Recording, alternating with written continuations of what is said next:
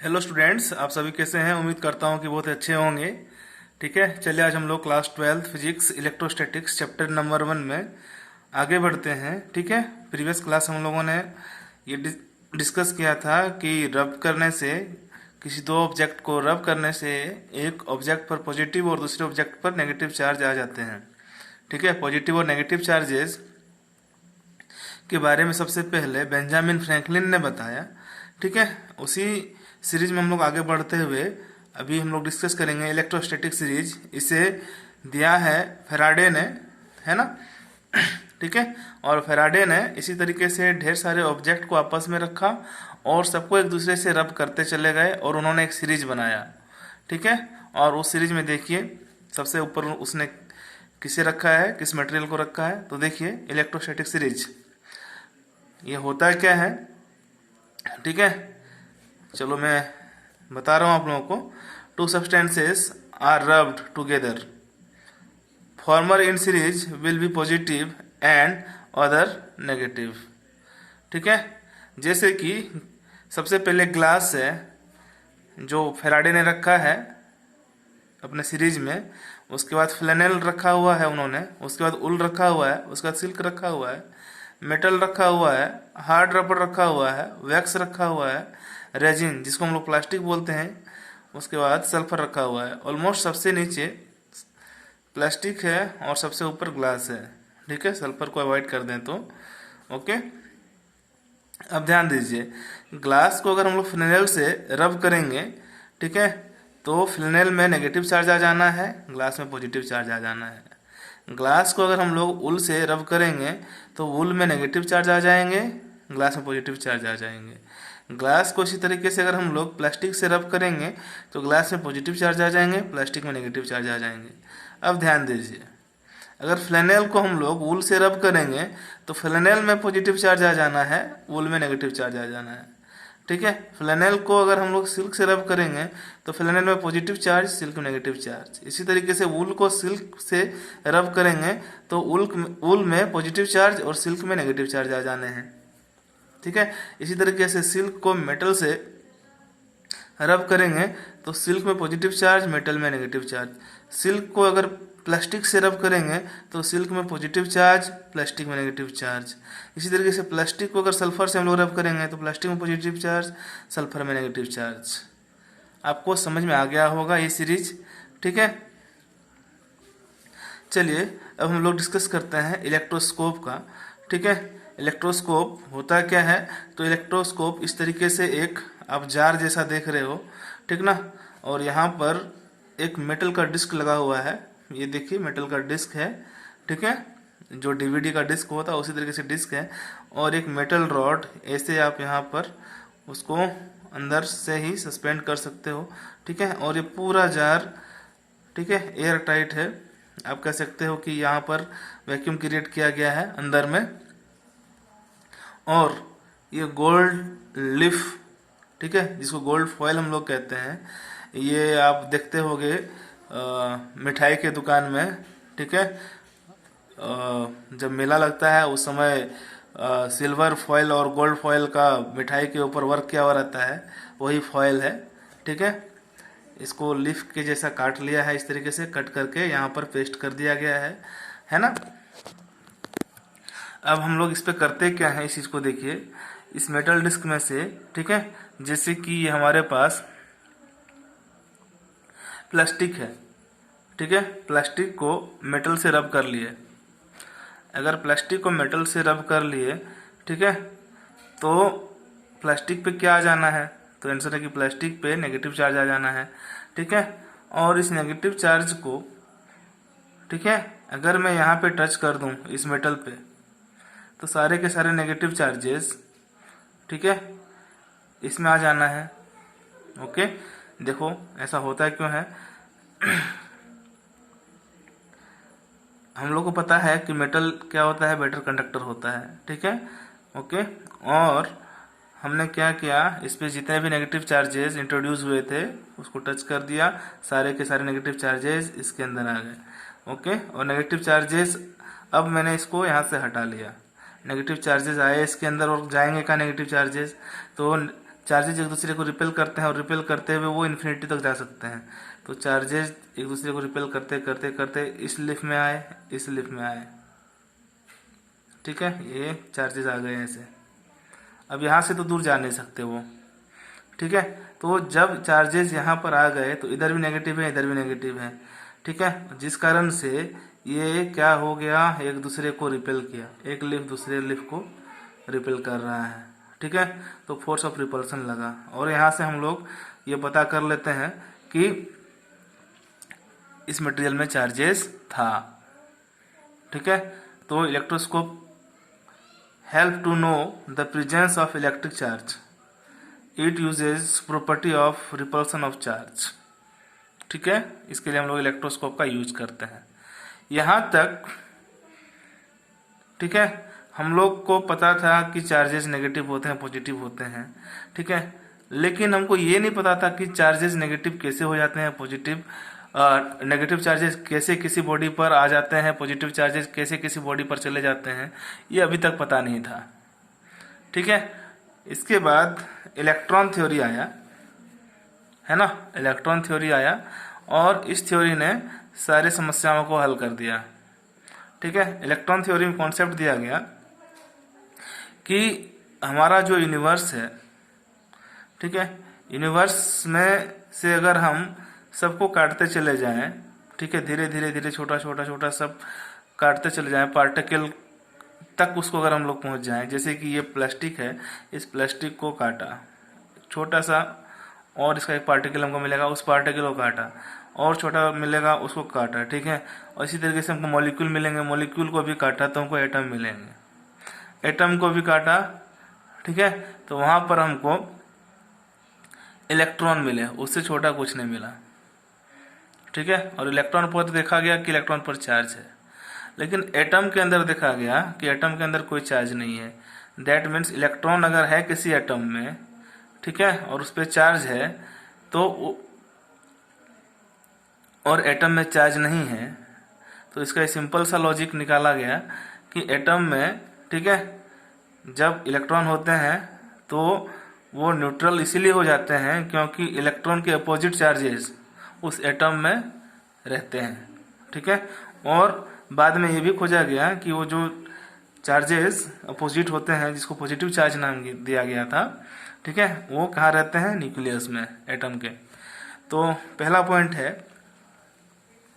ठीक है, nucleus is positive, electrons are negatively charged, ठीक है। एक एटम में न्यूक्लियस होते हैं, न्यूक्लियस में सारे पॉजिटिव चार्जेस होते हैं, ठीक है, और इलेक्ट्रॉन्स जो होते हैं उस न्यूक्लियस के चारों ओर रिवॉल्व कर रहे होते हैं डिफरेंट ऑर्बिट्स में, ठीक है, और वहां पर वो नेगेटिव चार्ज के साथ होते हैं, ओके।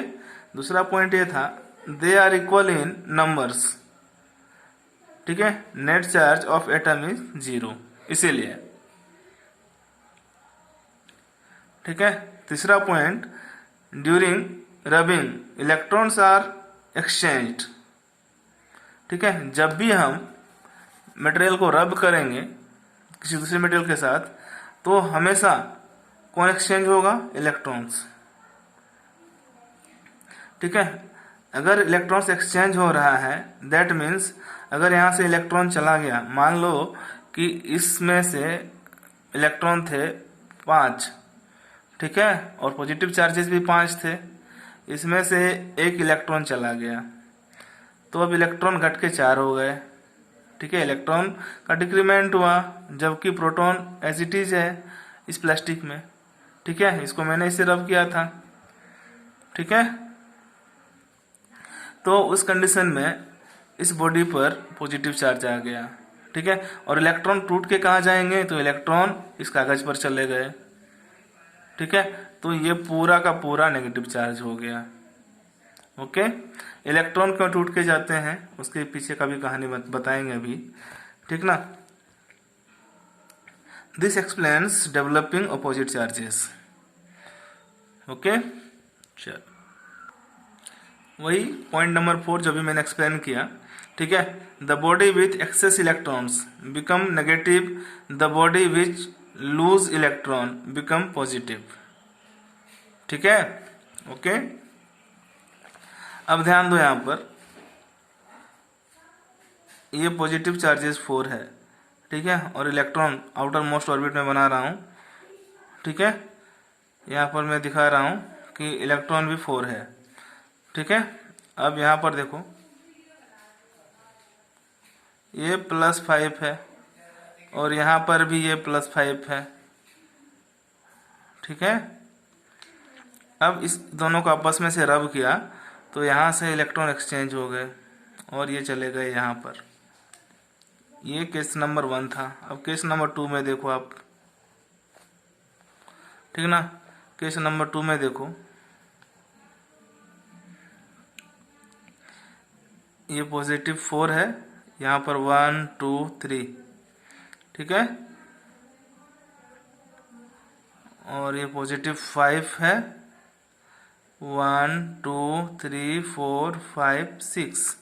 इलेक्ट्रॉन उठ के इस पे आए, है ना, तो ये कैसा हो गया, नेगेटिव चार्ज। इलेक्ट्रॉन उठ के यहाँ से गए तो ये कैसा हो गया, इसमें इलेक्ट्रॉन कम है, प्रोटॉन ज़्यादा है, इसलिए पॉजिटिव चार्ज। तो इलेक्ट्रॉन जिससे जाएंगे उसको अपोजिट चार्ज देके जाएंगे। इससे गए इलेक्ट्रॉन तो ये पॉजिटिव चार्ज हो गया, जिस पे जाएंगे उसको नेगेटिव चार्ज करेंगे, ठीक है, क्योंकि वहाँ पर एक्सेस इलेक्ट्रॉन हो जाना है। ये बात हमेशा आप याद रखोगे, ठीक है। तो ये इलेक्ट्रॉन थ्योरी, ठीक है। अब आपका आंसर होगा कि क्या सर सिर्फ इलेक्ट्रॉन को ही हम लोग ट्रांसफर कर सकते हैं, प्रोटॉन को नहीं कर सकते, ठीक है। तो प्रोटॉन को भी किया जा सकता है, ठीक ना, लेकिन प्रोटॉन को जब हम लोग एक्सचेंज करेंगे, ठीक है, यहाँ से यहाँ प्रोटॉन को लाएंगे, ठीक है, तो उस कंपैरिजन में इलेक्ट्रॉन को अगर हमको यहाँ से यहाँ तक लाने में 1 यूनिट एनर्जी खर्च होती है, तो प्रोटॉन को लाने में हमको 1897 टाइम्स, ठीक है, इलेक्ट्रॉन के कंपैरिजन में ज़्यादा एनर्जी लगेगा, है ना।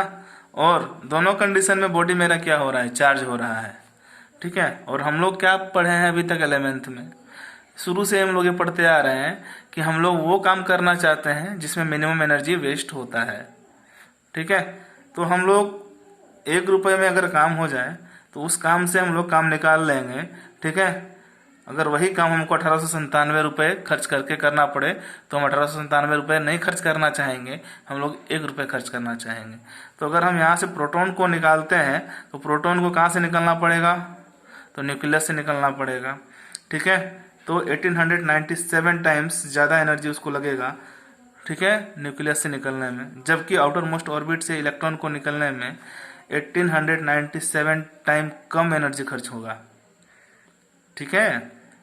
और जो रूल है नेचर का ये रूल है कि वो अपने मिनिमम एनर्जी स्टेट में रहना चाहता है, ठीक है। इसलिए हम लोग भी मिनिमम वर्क करा के, ठीक है, बॉडी को चार्ज कर लेते हैं और इलेक्ट्रॉन को बाहर निकालते हैं, ठीक है। ऐसा नहीं कि प्रोटॉन बाहर नहीं निकल सकता।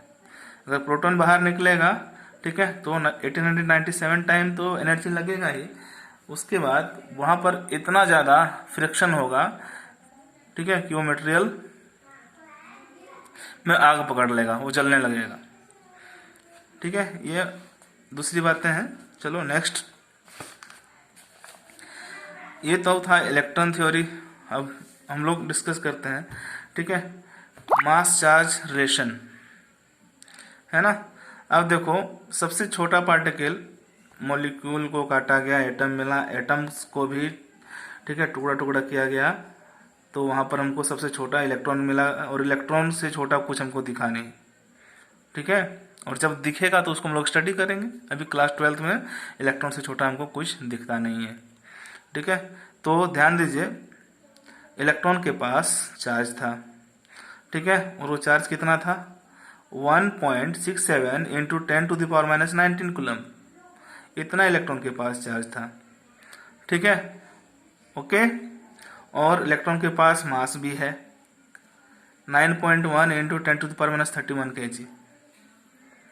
ये दोनों चीज़ आप समझिएगा, इलेक्ट्रॉन के पास चार्ज है 1.67 इंटू 10⁻19 कूलम, ठीक है, और इलेक्ट्रॉन के पास मास है 9.1 इंटू 10⁻31 kg। और सबसे छोटा पार्टिकल इलेक्ट्रॉन, ठीक है, जो हमको नेचर में मिला।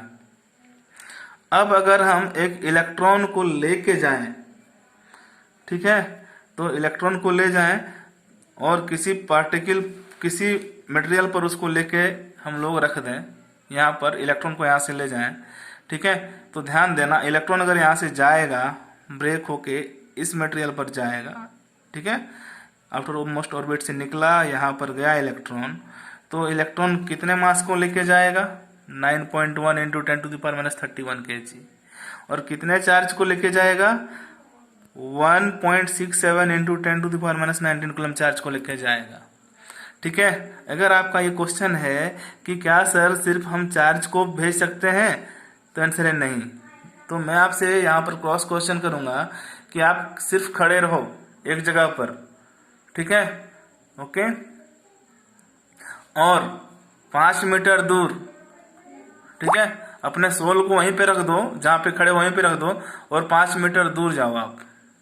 तो आंसर है कि सर ये पॉसिबल नहीं है, ठीक है, क्योंकि मेरा जो सोल है वो हमारे अंदर है और हम दोनों जा सकते हैं एक साथ।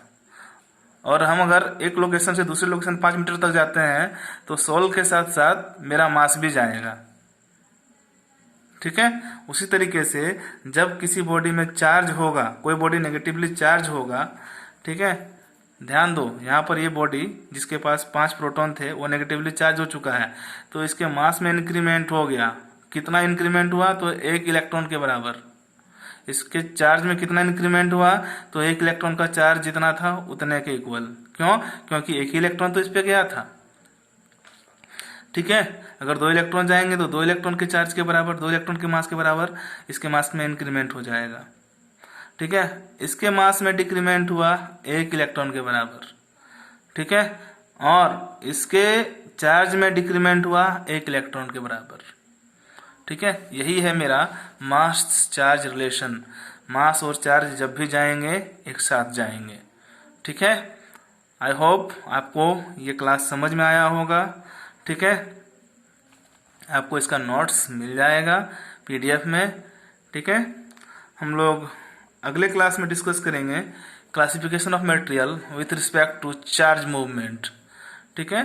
ज़्यादा लंबा मैं वीडियो नहीं बनाऊंगा क्योंकि बहुत ही ज़्यादा MB का वीडियो बन जाएगा और अपलोड करने में दिक्कत होगी। तो आप लोग यहाँ तक बढ़िया से, ठीक है, स्टडी करो, ओके, इसे नोट करके रखो, अपना ख्याल रखो और इस पेंडेमिक के दौर में घर से बाहर ना निकलो। Thank you.